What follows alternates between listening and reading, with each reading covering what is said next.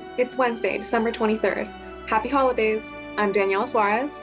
And I'm Jacob Makowski. Christmas and New Year's are almost here, but before it all ends, we want to take a look back at the year. Our reporters will take a look at the year that was, 2020. From coronavirus to the election, 2020 was a crazy year. And here to give a recap of what happened in America this year is NHTV reporter Alyssa Post. 2020 has not been a normal year for anyone in America. We started off the year on the brink of war with Iran.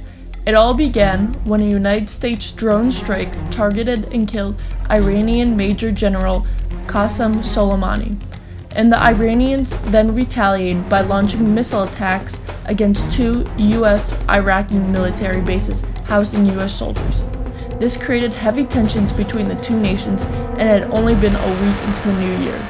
The next major event was the beginning of coronavirus, which although started in 2019, really picked up in 2020. Originating in Wuhan, China, the virus quickly spread throughout the world, and the first case in America was on January 19th. This virus led to a worldwide quarantine, which really affected everyone's lives. Parents started working from home as kids started doing school online. The pandemic also led to a global recession, as the Dow Jones Industrial Average suffered its worst single-day point drop ever on March 9th. As people went inside, murder hornets arrived.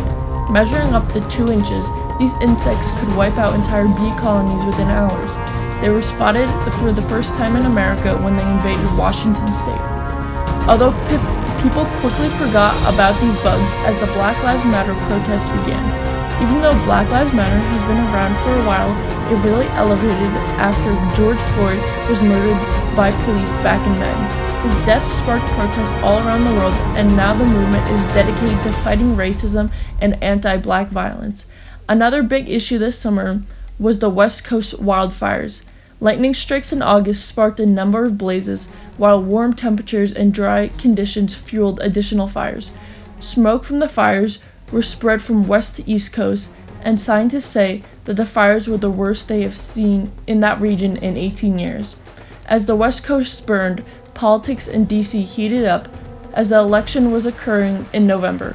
Donald Trump, the Republican nominee, and Joe Biden, the Democratic nominee, fought head-to-head to win the presidency, and in the end, Joe Biden became the president-elect. He made history when he made Kamala Harris his vice president, because she was the first woman of color to be the vice president-elect. As the year wraps up, we also want to take a look at a few stars that left us this year, including Kobe Bryant and his daughter, Chadwick Boseman, Ruth Bader Ginsburg, and Eddie Van Halen. I also wanted to talk to a few Highlanders to see what they thought the most important moment of 2020 was. What I think was the most important moment of 2020 was definitely the Black Lives Matter movement, and everything that happened because of that. I think it was so necessary, and it was just amazing to be able to see from a distance, because I was at home and I wasn't able to participate, but it was still incredible to see all over social media. I think the whole year,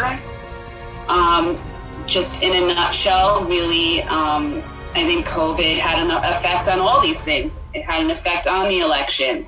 It had an effect on every incident that happened over the course of the last 9 months.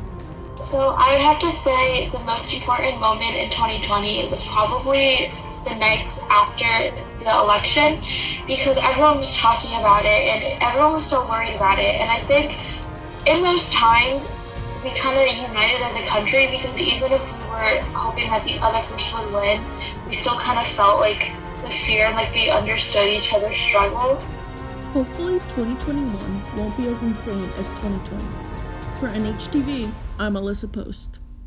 The best thing to happen at Highlands in the morning happened in 2020. It took 10 years, but this show made its comeback in a big way. Let's go review what the morning show has accomplished so far with Jamie Lebovits. It has been almost a full year since NHTV has first started airing, and the show has been a huge success in Northern Highlands. The first show premiered on January 17th, 2020, and since then have been many other shows. Now let's hear what teacher Mr. Dindal and student Sabas Leal have to say. Doing storytelling and news and learning how to do electronic journalism and reporting and anchoring and sports, entertainment, everything, and putting it into a full morning show. I want to be a part of the morning show because I originally follow a video editing class. I want to learned how to do YouTube, but it wasn't, but it was still pretty interesting, you know. Cool class. Know the statistics, you know what I'm saying, but definitely a lot of people know about it. For NHTV, I'm Jamie Lebovits. Undoubtedly, quarantine has been one of the biggest events of the year, and maybe of history. It is no surprise when I say that 2020 has definitely given everyone a year to remember. All thanks to the dangerous virus, which has infected nearly 18 million people and killed over 315,000. On March 13th, President Trump declared COVID-19 a national emergency, and on that same day, schools worldwide were shut down, forcing people into quarantine. To unleash the full power of the federal government this effort today, I am officially declaring a national emergency. When the school first shut down in March, I originally thought that we'd be back in 2 weeks, and I thought it was really no big deal or something. However, this 2-week vacation quickly changed when Governor Phil Murphy announced that all New Jersey schools will remain closed for in-person instruction for the remainder of the 2020 school year. I wasn't really that surprised because I kind of saw it coming because these cases were getting a lot worse. With no school and now no opportunities for extracurricular activities, I couldn't go to golf, I wasn't able to go to the range because they were all closed. people had to find some way to entertain themselves during these difficult times, whether it was finding a new hobby. I started playing guitar. I picked up painting. I started working out, I guess. Finding new movies and TV shows to watch. Outer Banks, All American, Jane the Virgin. I binged Criminal Minds. The 100 and Outer Banks. Or finding ways to stay in touch with friends. I FaceTimed them a lot, and we did a Zoom and watched movies. Zoom, FaceTime, Snapchat, but also Netflix party because we'd watch movies together and kind of talk on there with the chat feature. In the end, quarantine definitely left its mark on 2020, and was certainly an interesting time to live through. Let's face it, no one really thought 2020 was the best year ever. Reporter Georgia Caricato is here to give us a recap of why 2020 kinda sucked. 2020 has been a really rough year, and I'm not gonna lie, it pretty much sucked. Everyone is so ready for 2020 to be over. There has been so many things that contributed to 2020 being the worst year ever. The one thing that I'm sure we all think about when someone mentions 2020 is the COVID-19 pandemic. COVID was a big reason why 2020 was not the best year. A lot of people have lost loved ones from COVID-19. Other things that contributed to 2020 not being a good year was George Floyd's death, Kobe Bryant's death, the Australian bushfires, the stock market drop, a bad first presidential debate, not knowing the official winner of the presidential election, and no festivals or concerts. The list can go on and on. I decided to interview Highland students Caitlin Sullivan and Liz Forsetto. The question I asked them both was, why did 2020 suck? The first couple of months of 2020 was going really well and everything was normal. Once March 14th hit, everything changed right before our eyes and the year went downhill. We saw our 2-week lockdown as a time we could do whatever we want with no school. Until very quickly, stores and restaurants shut down and we're all stuck at home. It was hard switching to online school and not seeing friends and family for months. I didn't see my grandma and aunt for almost 7 months, which was hard to adjust to when I saw them almost every week. It's been hard accepting the fact that our last year of high school is not how we imagined or planned, but we've definitely tried to make the most of it. After one of the worst years, I'm hoping for a more positive and eventful year in 2021. 2020 sucked because I couldn't hang out with my friends and go places with my friends, or at least not all of them for a majority of 2020. And I had to be home. Well, everyone did, but be home for a long period of time. Even though 2020 has been an awful year, 2021 is just around the corner. I'm so excited for all of the good things in store for 2021. And of course, the pandemic made a huge impact on sports. Here's Ty with a look. Thanks, Daniella. The coronavirus heavily affected the sports world in 2020, forcing shutdowns of multiple leagues and even abruptly ending seasons for some teams. Creativity had to be used to bring sports safely back. The NBA and NHL used a bubble to finish out the rest of their seasons, while college football and the MLB took their chances and tried their best to have a normal season. It was a rough 3-month absence for sports fans while all leagues were stopped, but it made the return of sports that much better. The college football season has been a bit of a mess this year, but that was expected. Colleges across the country started the season with hopes that they would avoid the coronavirus, but for most, that didn't work out. College football playoff though will be played as the top 4 teams who made it to the playoffs are Alabama, Clemson, Ohio State, and Notre Dame. Alabama will be playing Notre Dame and Clemson will be playing Ohio State. Out of the 4 teams, Ohio State making the playoff could be considered somewhat controversial. The Big Ten and Pac-12 decided to start their seasons later than the other 3 Power 5 conferences, and the coronavirus tore through the Big Ten. As a result of this, Ohio State only played 6 games, and the Big Ten went as far as changing their own rules just to let the Buckeyes play in the conference championship. Clemson coach Dabo Swinney had Ohio State ranked 11th in his own final top 25 poll. Clemson vs. Ohio State is already getting a ton of media coverage for this, and is expected to be the better of the 2 semifinals. As for the other semifinal, Alabama opened up as 17.5-point favorites against the Notre Dame team that just got blown out by Clemson in the ACC championship. Notre Dame, who normally plays football as an independent, chose to play in the ACC this year due to the fact that most conferences were very strict on allowing non-conference games. They were commanding 10-0 going into the ACC championship. Both games will be played on New Year's Day. Major League Baseball also chose to do what the NCAA did with college football as they took their chances and tried to have as close to a normal season as possible. Baseball had a very hard time making it to the playoffs, but eventually they got there. They had a revised playoff format as instead of having 5 teams make the playoffs from each conference, they had 8. This should include some interesting twists and turns with the eruption of Fernando Tatis Jr., the beloved Astros not only making it to the playoffs with a losing record, but going all the way to the ALCS. And to cap it off, the Dodgers finally got their World Series they've been waiting for after a 32-year drought.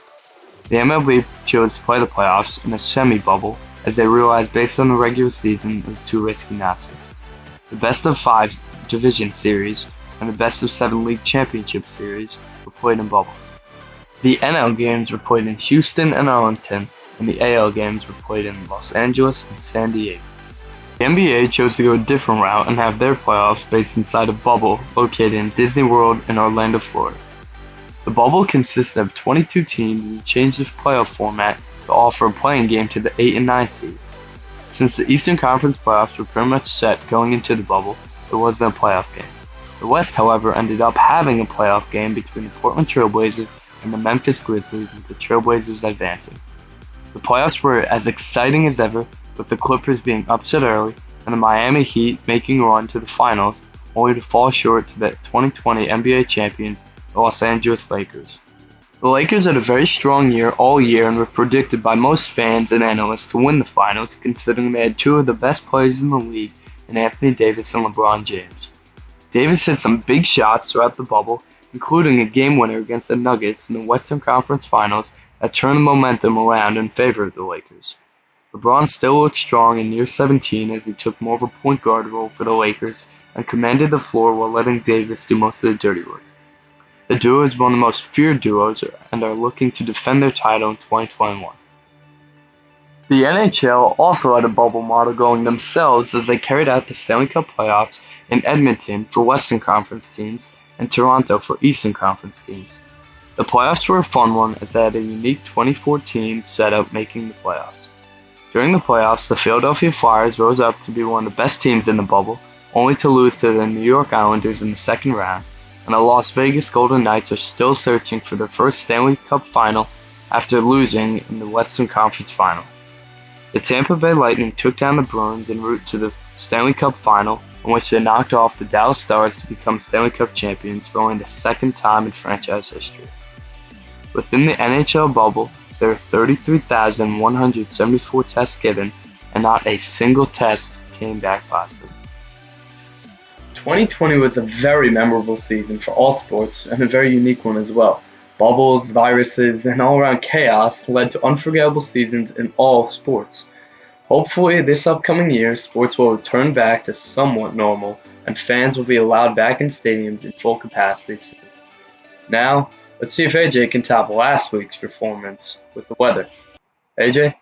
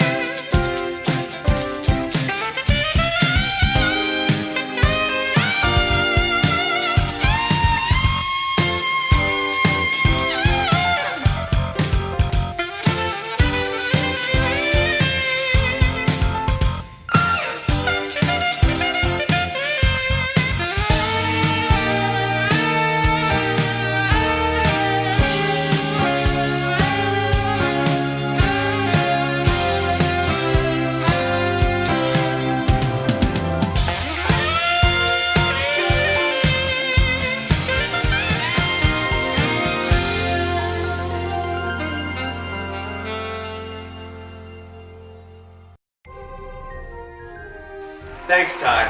Oh, please. Oh, come on. Thank you. Guys, please. Thank you. Good morning, Highlands, and happy holiday. Christmas is soon, but so is the weather. In fact, it's everywhere.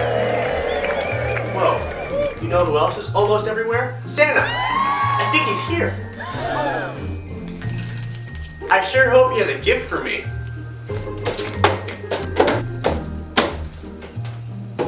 Oh hey, a gift. I wonder what it is. It's the weather. Today will be mostly sunny, with the temperature hitting a high of 39 degrees and a low of 31 degrees. A good time for some hot cocoa. Tomorrow, Christmas Eve, it will rain. The temperature will be hitting a high of 56 degrees and a low of 41 degrees. On Friday, it will also rain, and Saturday and Sunday will be mostly sunny.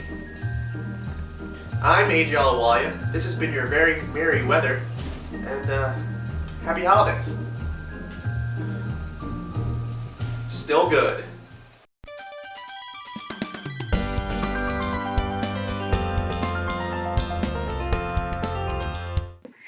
And now to get us in the Christmas spirit, here's Matthew Onufrak with Entertainment Now.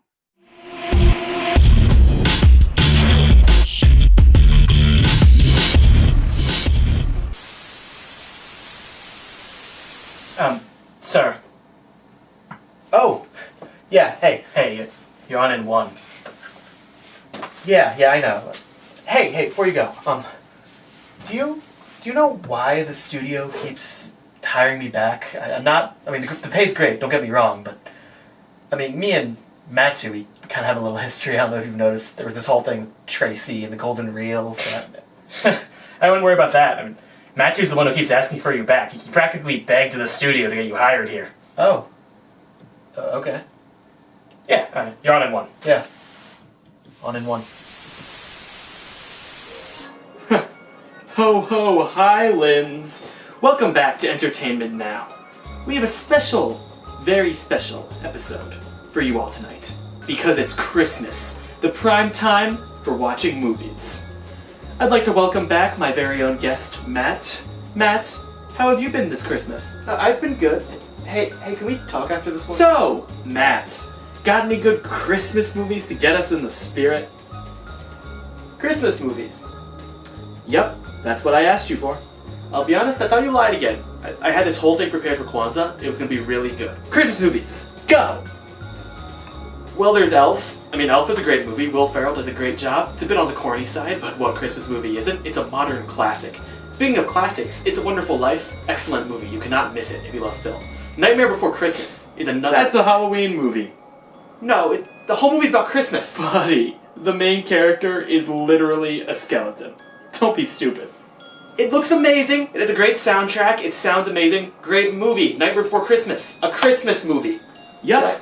Should I Well, go that's now? all the time we have for today. Matt, you can get going. Not going to have time to talk to you after. I have to go home really quickly to turn off my stove. So, that's all the time we have for today. I'd like to thank everyone, and I hope everyone has a Merry Christmas and a Happy New Year. And back to you, Jacob and Daniella.